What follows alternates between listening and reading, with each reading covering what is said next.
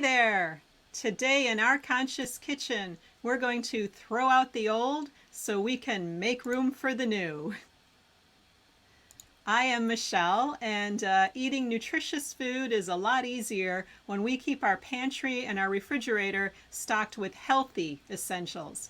So today, to get us ready to bring in new items, I'm going to share with you 5 items that you may think are healthy, but are really not helpful when you're trying to eat healthily, nutrient-dense foods. So let me share my screen here. All right. So the number 1 that I have on the list is peanut butter from the big brands. So real nut butter is really what you want to look for. You want to be looking for raw nuts as a first option, and you want to look for raw with salt if you can't find it without. When you tend to go to some of these big brands, and growing up, Jif was dear to my heart, as well as Skippy peanut butter. When you actually go to these brands, you'll start to see that they have a lot of ingredients that we really don't need to be eating.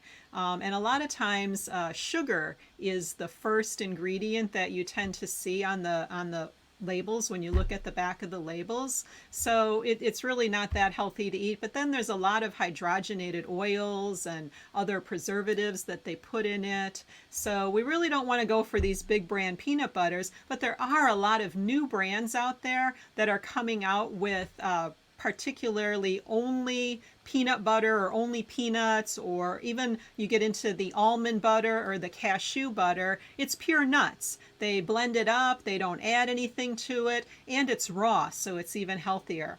So on a sliding scale as far as which is healthier, it's similar to what I mentioned about the plant-based meats, the meat brands a couple of weeks ago. You know, a homemade bean burger would be your best option, of course. But then the Beyond Meat burger is actually similar, and the next option compared to a cow hamburger, which is way down on the healthy list of foods that you want to eat. So the nut butters are the same thing. You really want to stick with the most raw, least processed nut butter that you can find, and there are brands out there that have it, or you can just make it at home. It's very easy to make some of these nut butters at home. But overall, just try and stay away from the least healthy option and strive to get the healthiest, most pure, least processed one that you can. You know, be conscious. You know, that's our motto around here, right? Be conscious, read the labels, make an informed decision for yourself. Don't buy blindly without understanding what you're getting. So let me click to the next slide here. All right, and then the next thing on my list is multi-grain breads. You know, that's kind of a buzzword or an advertising way to say something, right? Multi-grain. It kind of makes you think that you're getting something healthy, but really you're not. Because when you choose something that is multi-grain instead of white bread or 7-grain bread, you think it's healthy, right? Because you're getting a lot of those grains mixed in with it. But unfortunately, you need to look at the label because it's usually still unbleached, enriched wheat flour that's listed as the first ingredient. What you don't realize is that ingredient is listed first because it's the most of what's in there. It comprises the largest share of what's in the bread. So the grains that you think you're getting in multi-grain are actually a smaller part. They're kind of like an afterthought. So really don't go for multi-grain bread. So what should you do instead? Actually, you know, avoid breads that have the word enriched on the label, especially if it's one of the first ingredients, because enriching a grain means that the manufacturer originally stripped the grains of their nutrient at the start of the processing, and then they added them back in at the end of processing. So that's why they enrich it. So what you can look for actually though is very simple. You want to choose breads that list whole wheat as the first ingredient, and the best kind is actually 100% whole wheat or 100% whole grain. That's really what you want. You don't want the multi-grain, so just be conscious of that. And then let's go to the next item here. Kind of similar to this, store-bought breadcrumbs. You really have to look at the ingredient list of any of the major brands and their breadcrumbs and see what they list, because it's very similar to regular bread, or even what we're thinking of as the multi-grain bread not being so healthy. You might think that breadcrumbs would simply be flour, salt, yeast, and water, right? That's how you get bread, and you would make breadcrumbs. But so much more space is actually needed to list all the hydrogenated oils, the sugar, the preservatives. There's artificial ingredients in there. And then again, those synthetically enriched flours are in there. So they're using all these cheap fillers. The brands know that people, when they're looking for breadcrumbs, actually are paying for convenience. That's kind of like maybe you're cooking and all of a sudden you realize, oh, I need breadcrumbs for this recipe, and you wonder, you have to run out to the store, right? And you have to get it quickly, so you grab one of these brands off the shelf, and you're paying for that convenience. But meanwhile, they know that you're probably not stopping to turn the can or the box over and read the ingredients. So I just wanted to tell you, though, that you really should be looking at the ingredients. So that that these brands know that people will pay for convenience. So you don't want to ingest what's in them. So you could do one of two other things. You could either make or buy the 100% whole wheat bread or whole grain bread that we talked about just now, and then take a slice of that, or in whatever quantity that you need, and place those slices on a baking sheet, put it in the oven at 300 degrees for about 30 minutes until it dries out, and then put it in a coffee grinder or a food processor, and you have your breadcrumbs. So that's a very easy, healthy way to do it. But if you want something even easier, you could substitute out the breadcrumbs. You don't actually have to use breadcrumbs in a recipe that might want you to bread something. You can actually use a couple different ingredients, like oats. Oats are a gluten-free product. Sometimes they're processed in a factory that also processes gluten, so if you truly need gluten-free, you want to look for gluten-free oats. But oats are a great option to use in place of breadcrumbs, because you can grind them up in a coffee grinder or food processor, and they work very similarly in a recipe to that. You can also do something with millet. That's a grain that you don't even have to cook. You just put it in your food processor again and grind it up, and it acts similar to breadcrumbs. And quinoa is the other thing that you could use. If you cook quinoa first, let it dry out, then you can actually use that similarly to breadcrumb. And quinoa, as you know, these days has kind of been pretty trendy because it does have a lot of protein in it, and it's a very healthy thing that people are eating right now. So let's see. Number 4 on my list is old spices. Let's see. Oh, hey, Debbie, I just saw your comment. I'm still learning how to do this StreamYard thing, but nice to see you here. Glad that you're joining us today. Let me know if you have any questions about anything that I'm talking about. That would be great. So 4th on my list of foods that you want to toss from your pantry is old spices. You really want to flavor your foods, right? I mean, that's what your spices are in your pantry for. So really get rid of those old spices. Anything that is 3 years or older should definitely be tossed. But really, it's best to keep your spices only for 1 or 2 years max.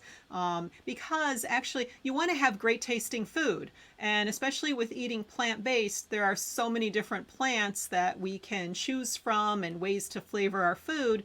We look for ways besides the salt, sugar, and oil to flavor the food, and spices are one of the ways that we flavor the food. So we should be using our spices a lot of the time. So don't let your jar of cumin sit on the shelf for 3 years, right? Because if it's been on the shelf that long, you haven't been using it to add flavor to your food. And you're actually also missing out on a really great opportunity to make your food taste great and get some health benefits out of the spices.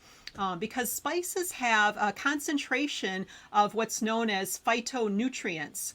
Phytonutrients are basically food chemicals. They're naturally produced by plants. Phyto means plant, so they're actually in all plants, but when you dry out the spices, you get a concentration of these phytonutrients. That's why some of the spices are so good for us and so healthy.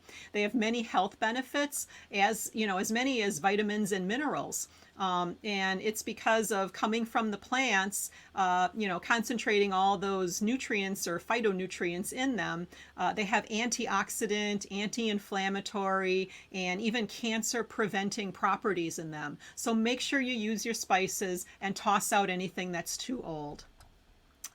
And number 5, commercial salad dressings. This one is similar to, the peanut butter that we talked about as the first item. It's usually, the commercial salad dressings are usually loaded with sugar. They use vegetable oils and they use trans fats in them too. So there's also a lot of artificial flavorings and chemical preservatives that they put in the salad dressings. There are some newer ones coming out though recently that do have some good stuff in them and can be worth using in a pinch if you don't have time to make your own. But that's also why you have to really read the labels. You really have to read the labels of all or any processed food that you're buying to make sure you're getting what you really want to ingest in your system. Right? The other thing that you can do is actually make your own, because then if you make your own, you don't have to put in any sugar. You even don't have to put in any oil. One nice thing is that you don't have to use salt either. You can use other spices, as we've talked about, to add flavor to your food. Besides salads, here at Our Conscious Kitchen, we use it for dips, and we also smother our grains and our beans with our sauces and dressings. So it makes a really, nice general sauce if you make it yourself and then you use it within a week or two. It makes sure that you're eating, the nutrients that you're putting in your sauces. We actually do have a sauce available for people if they're interested to try making their own.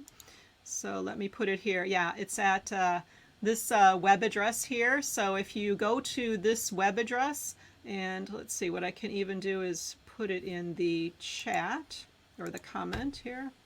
Let me see if that works. Oh yeah, it does. Imagine that.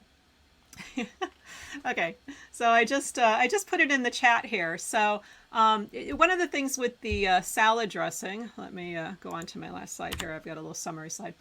But with the salad dressing, oops, that was the wrong button. There we go.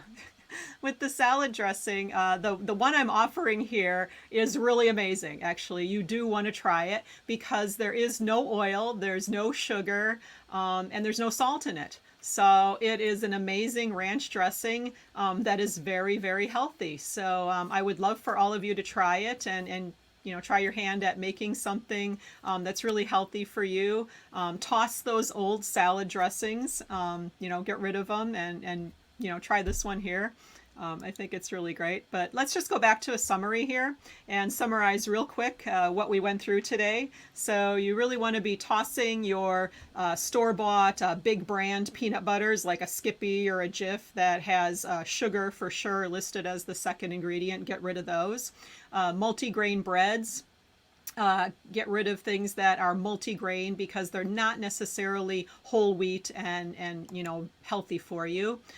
You also want to get rid of breadcrumbs that are store-bought because there's a lot of processed ingredients in it. And again, they're not made from 100% whole wheat. And then old spices. Get rid of the old spices. They're not adding that much flavor to your food, and you're not getting the benefit of the plant nutrients that are normally in spices. And get rid of the salad dressings, the store-bought salad dressings that have a lot of the, soybean oil, canola oil, vegetable oils in it, and make your own, really. Or, read the labels and look for something that is really healthy and know what you're getting. So let me know if you have any questions. I'll just be on for another minute or two, but if I see any questions, I'm happy to answer any questions about what I've talked about today. So, and if you've enjoyed this chat and if you find this information interesting that I'm giving and you want to learn more about the science of food, nutrition, and the environment, it's also connected to our health. If you're busy but you still want to understand something about food, eating, optimizing the nutrients you put in your body, then I'm going to make it easy for you. So you can go to our website at ourconsciouskitchen.com. Let me find it here. Okay, ourconsciouskitchen.com. I also have a free pantry checklist that you can get there too. Yeah, connect with us, sign up for our email list. I send out a newsletter weekly with more information like this, and I really sort through what the experts are saying about food and about nutrition, and I kind of distill it down into what I feel like you guys might want to know, and I do that so that you don't have to. So everybody have a great day ahead. Look forward to seeing you again next week. You're welcome, Debbie. Enjoy it. Let me know how you do with it. Let me know.